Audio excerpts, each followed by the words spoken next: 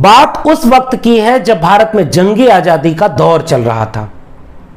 अनगिनत लोग अपने ख्वाबों, ख्यालों व जुनून के साथ इस मुल्क की आजादी के लिए लड़ रहे थे।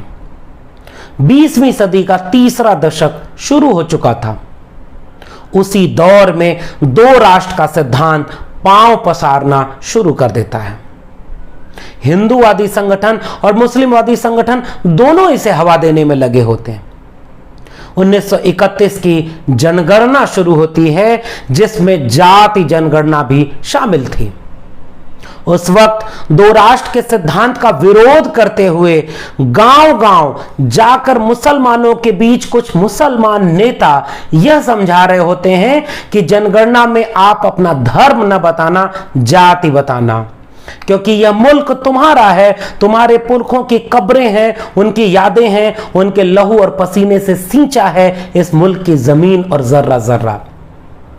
कौन थे वो लोग जो उस वक्त मुसलमान होकर के भी दो राष्ट्र के सिद्धांत के खिलाफ खड़े थे, जिनको आजाद भारत में तकरीबन भुला दिया गया? 20वीं सदी के आखिरी दशकों में आकर के वह आंदोलन, वह आवाज एक नारे की शक्ल में बुलंद होती है, दलित पिछड़ा एक समान, हिंदू हो या मुसलमान, अकलियत के बीच से अक्सरियत की बात, मुसलमान के बीच पसमानदा की बात, और वो नारा कि दलित पिछड़ा एक समान, हिंदू हो या मुसलमान। आज उस पूरे अतीत के साथ हम बात करने जा रहे हैं मोमिन कॉन्फ्रेंस के अगुआ नेता अब्दुल कयूम अंसारी जी पर। सामाजिक न्याय की पाठशाला के इस खास एपिसोड में आपका स्वागत है। अभिवादन कबूल करिए लक्ष्मण यादव का।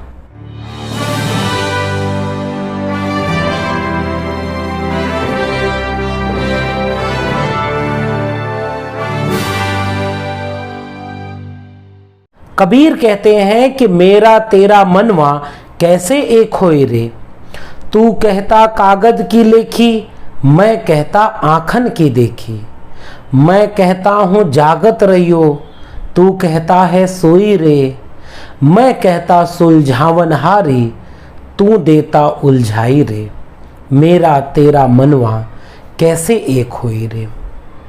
पसमानदा आंदोलन व पसमानदा आवाज़ों के सबसे अहम प्रतीक पुरुष हैं कबीर। कबीर साहब की इन पंक्तियों के साथ पसमानदा आंदोलन के वंचित, शोषित, श्रमजीवी, श्रमशील जातियों पर आज हम बात करने जा रहे हैं अब्दुल कयूम अंसारी जी के बहाने। यह वक्त इन बातचीतों के लिहाज से जोखिम भरा है, मगर पसमानदा आंदोलनकारी कहते हैं कि हमारे लिए तो कोई अनुकूल वक्त कभी नहीं रहा है।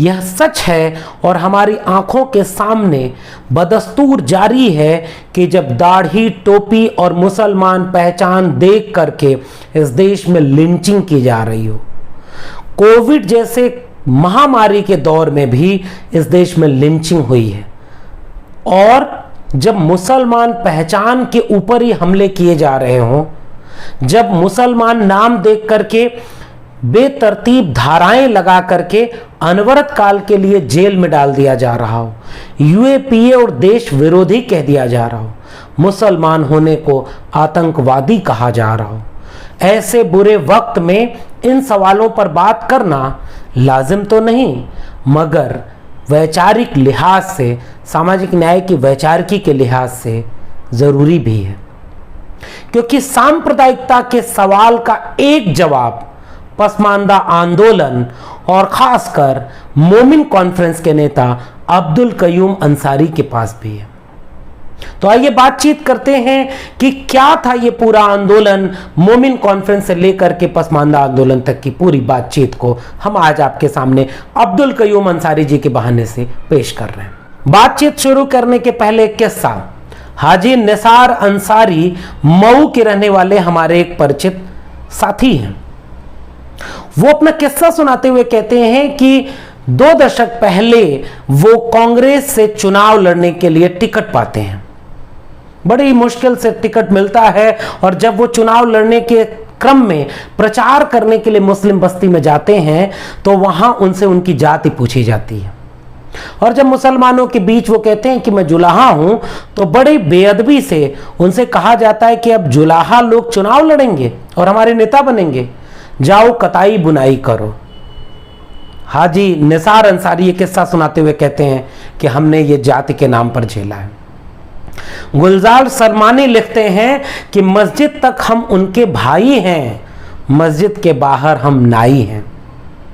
किस्सा शुरू होता है मुस्लिम पहचान के बीच जाति के सवाल से। इतिहासकार मोहम्मद सज्जाद अपनी पुस्तक मुस्लिम पॉलिटिक्स इन बिहार में लिखते हैं कि 1940 के दशक की शुरुआत में बिहार में अंसारी जी की राजनीति तेजी से उभरती है। अब्दुल कयूम अंसारी बिहार राज्य जमातुल मोमिनीन के अध्यक्ष भी थे।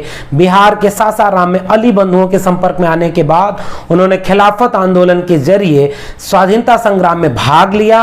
1930 और 40 के दशक में उन्होंने मुस्लिम लीग और द्विराष्ट्र सिद्धांत का जबरदस्त विरोध किया। अब्दुल कयूम अंसारी का जन्म गाजीपुर के नवली ग्राम सभा में हुआ। उनकी पैदाइश 1 जुलाई 1905 को हुई थी। यहां से उनके लोग बिहार के डेहरी आनसोल चले गए। उन्होंने प्राथमिक शिक्षा ग्रहण करने के बाद उच्च शिक्षा के लिए अलीगढ़ का रुख किया और फिर कोलकाता तक का सफर किया। बाबा एक कौम के नाम से मशहूर अब्दुल कयूम अंसारी राष्ट्रवादी व स्वतंत्रता सेनानी भी माने जाते हैं। वो अलीग भी रहे और भारत की आजादी के लिए अपनी विलासितापूर्ण जिंदगी को छोड़कर 16 साल की उम्र में जेल चले गए थे। अब्दुल कयूम अंसारी वे पहले नेता हैं जिन्होंने जिन्ना के 2 राष्ट्र के सिद्धांत का विरोध किया। गांधी और उनकी टीम से उन्होंने भारत को विभाजित न करने की बात कही। उसके बाद देश में कई मुस्लिम नेताओं ने जिन्ना के सिद्धांत का विरोध किया। 31 में मुस्लिम लीग लोगों को घर घर जाकर के मोमिन कॉन्फ्रेंस के खिलाफ कैंपेन करती थी कि आप धर्म ही बताएं, जाति न बताएं। और उस वक्त जब 1931 में जाति जनगणना आम जनगणना के साथ हो रही थी, तो मोमिन कॉन्फ्रेंस गांव-गांव जाकर मुसलमानों से कहती थी कि आप अपनी जाति बताएं, धर्म न बताएं। हम सब शूद्र अति शूद्र माने जाते हैं। अब्दुल कयूम अंसारी जनता के नेता माने जाते थे और लगभग कांग्रेस के सच्चे वफादार रहे और सभी मुख्यमंत्रियों के कैबिनेट में शामिल रहे, गरीबों के हिमायती रहे।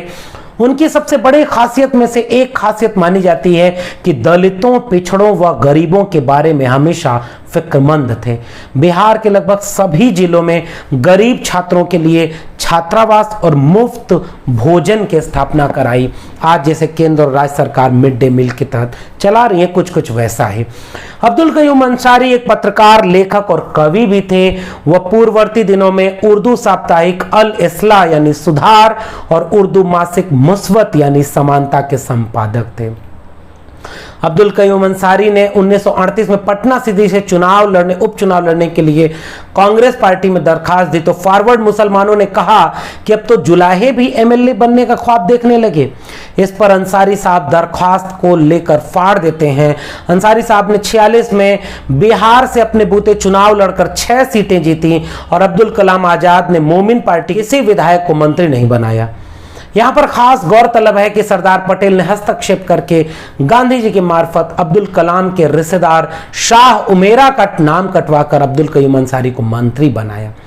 देश की आजादी के बाद भारतीय संविधान सभा गठित की गई और इसकी कई उप समितियों में से एक समिति अकलियत तहफ्फुज कमेटी थी और यह अल्पसंख्यकों की बेहतरी के लिए संविधान सभा को अपनी राय देने के लिए गठित की गई थी। शफीउल्लाह अनीस राउंड टेबल में छपे अपने लेख में कहते हैं कि बाबरी मस्जिद पसमानदा मुद्दा ही नहीं है। वहीं अभय कुमार फॉरवर्ड प्रेस में अपने लेख में कहते हैं कि पहले बहुजन की बात होनी चाहिए, फिर मुसलमान की।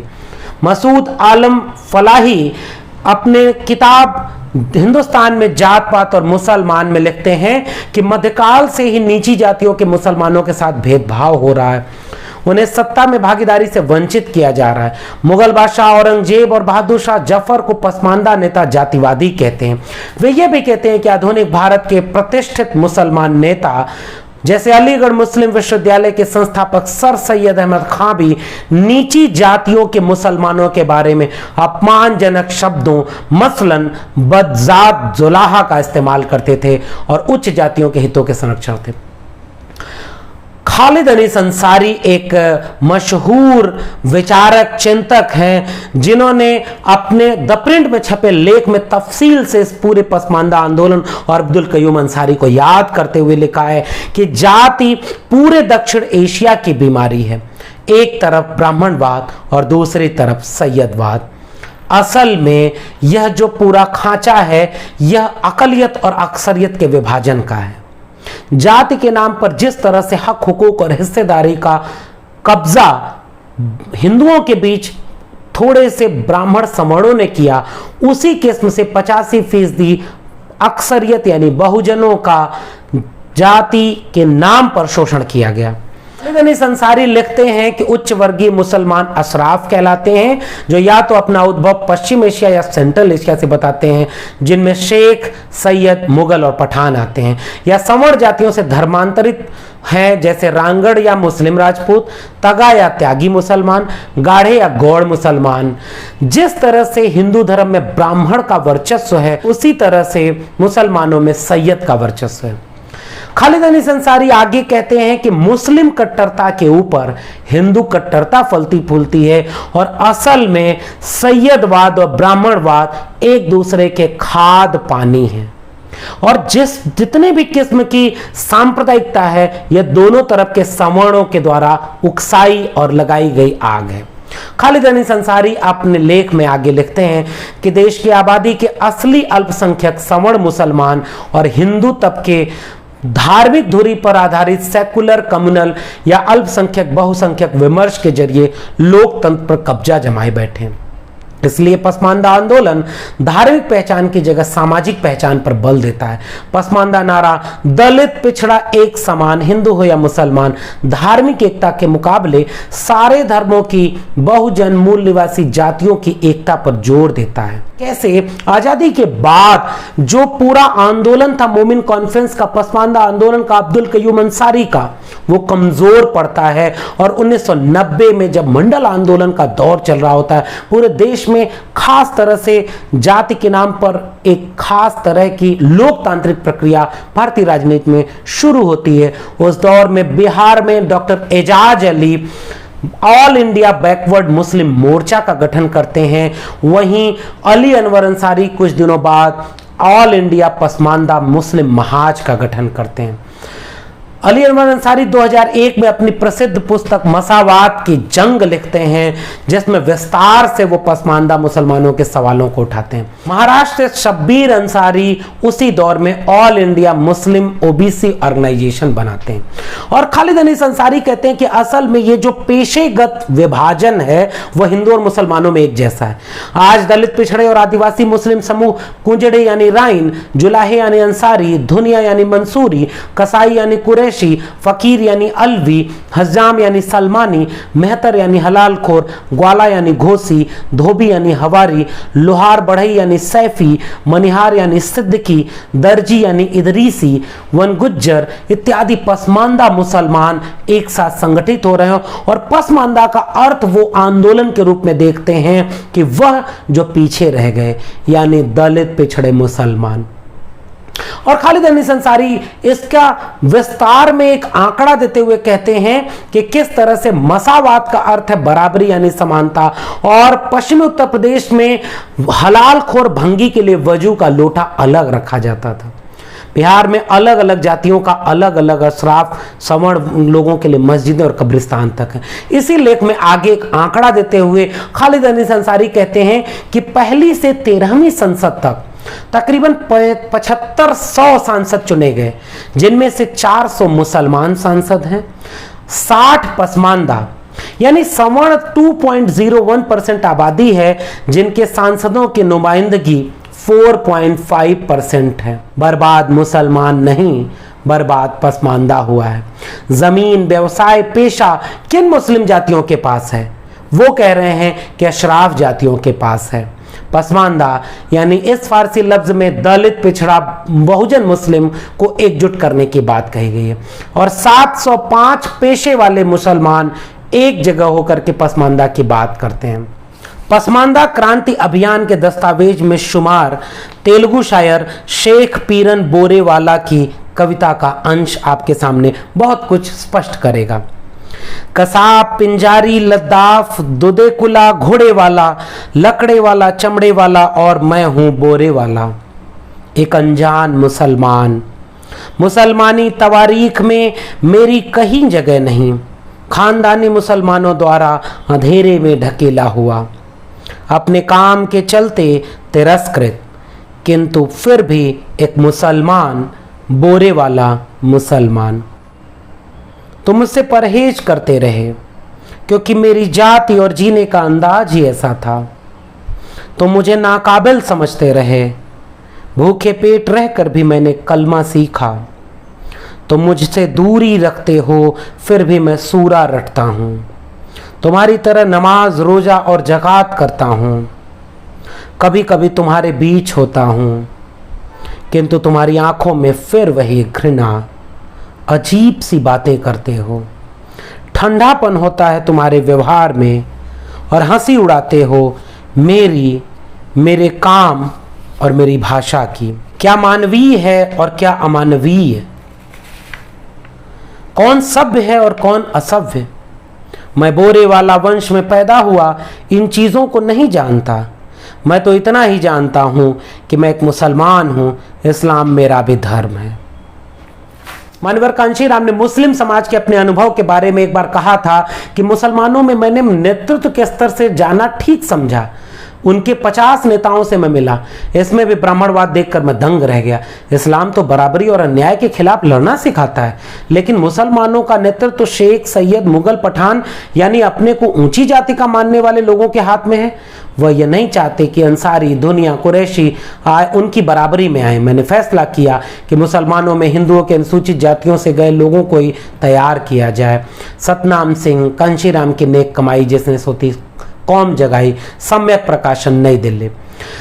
डॉक्टर अंबेडकर और डॉक्टर लोहिया ने भी इस बारे में बात कही। डॉक्टर अंबेडकर कहते हैं कि गुलामी भले ही विदा हो गई हो, जाति तो मुसलमानों में कायम है ही।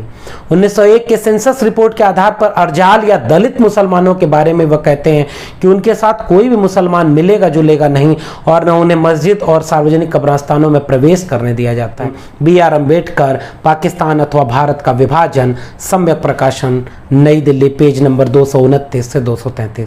वहीं डॉक्टर लोहिया कहते हैं कि भारत के राजनीतिकों ने अब तक देश के समुचित पीड़ित अल्पसंख्यक यानी हिंदू और मुसलमानों की अनगिनत पिछड़ी जातियों के हितों की रक्षा की चिंता नहीं की। उन्होंने शक्तिशालियों का अल्पसंख्यकों के नाम पर हित साधन किया, जैसे पारसी, क्रिस्तान, मुसलमान और हिंदुओं में उच्च जाति वालों का कब्जा है। Doctor Ram Manohar Lohia, guilty man of India's partition, BR publication, page number 47।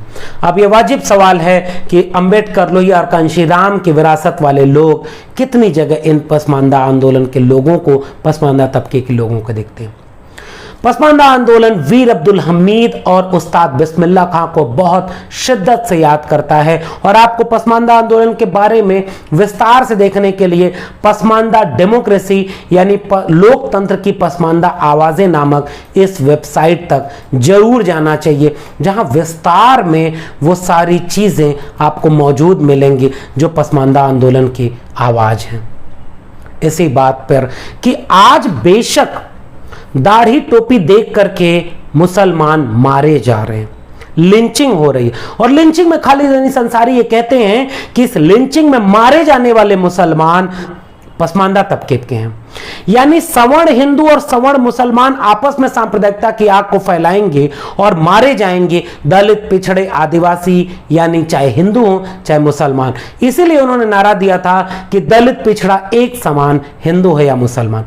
सामाजिक न्याय की पाठशाला में आज इस बात को अब्दुल कयूम अंसारी को याद करने का मकसद यह है कि इस देश में वंचित, शोषित, श्रमजीवी, श्रमशील, कमीरा जाति के लोगों की एका होनी चाहिए। जो एका मंडल कमीशन के लागू होने होने के बाद 1990 के बाद देखने को मिली। और आप ये देख रहे हैं कि मोमिन कॉन्फ्रेंस आजादी के बाद कमजोर हो गई और पसमानदा आंदोलन का एक चरण ही कमजोर हो गया और दूसरा चरण मंडल के साथ शुरू होता है। इसलिए आज पसमानदा आंदोलन के लोग लगातार ये कहते हैं कि हम एकजुटता की बात कर रहे हैं, हम दलित पिछड़े एक समान की बात कर रहे हैं, भले ही वो हिंदू या मुसलमान हो। ओबीसी रिजर्वेशन मुसलमान तबके को भी मिला मंडल कमीशन के समय। तो आज पसमानदा आंदोलन एकजुटता की बात कर रहा है और सांप्रदायिक तनाव और सांप्रदायिक आग के खिलाफ एक बराबरी की लड़ाई की बात करता है, हक हुकूक की लड़ाई की बात करता है। इसलिए वो कहता है कि हमें आज भी बोलना पड़ेगा। ये लिंचिंग तभी रुकेगी, ये मुसलमानों के खिलाफ सारा कुछ तभी रुकेगा जब दोनों तरफ के सवर्ण लोग अपने भीतर सुधार करेंगे और इस देश के वंचित शोषित दलित पिछड़ा हिंदू हो या मुसलमान सबको उसके हक के जल जंगल जमीन उनकी हिस्सेदारी व्यवसाय और भागीदारी सुनिश्चित होगी। इस बातचीत को आज लेनिन मुरेदी की इस कविता के साथ मैं आपके सामने विराम देना चाहता हूं। लेनिन कविता में लिखते हैं, एक दिन पसमानदा समाज का सबसे मामूली आदमी अशराफ बुद्धिजीवियों से जिरह करेगा। उनसे पूछा जाएगा कि उन्होंने क्या किया जब उनका रोजगार नष्ट हो रहा था, जब वह अमानवीय स्थिति में जी रहे थे। कोई नहीं पूछेगा उनसे मुस्लिम एकता के बारे में, उनके द्वारा घोषित इस्लाम के खतरे के बारे में। कोई नहीं जानना चाहेगा कि कैसे उन्होंने अपनी माशूकाओं को के बालों, होठों, गालों पे गजलें, कहानियां लिखी। पूछा जाएगा उनसे कि उनकी गजलों, कहानियों में पसमानदा समाज का दर्द कहाँ है। उनसे कुछ नहीं पूछा जाएगा उनके वाहियात स्पष्टीकरण के बारे में, जो सफ़ेद झूठ के अतिरिक्त कुछ नहीं होता। सबसे मामूली लोग आएंगे, वे जिनके लिए तुमने कहीं जगह नहीं छोड़ी।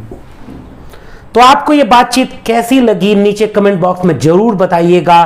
फिर मिलेंगे सामाजिक न्याय की पाठशाला में किसी और मसले के साथ। तब तक के लिए बहुत बहुत शुक्रिया, धन्यवाद।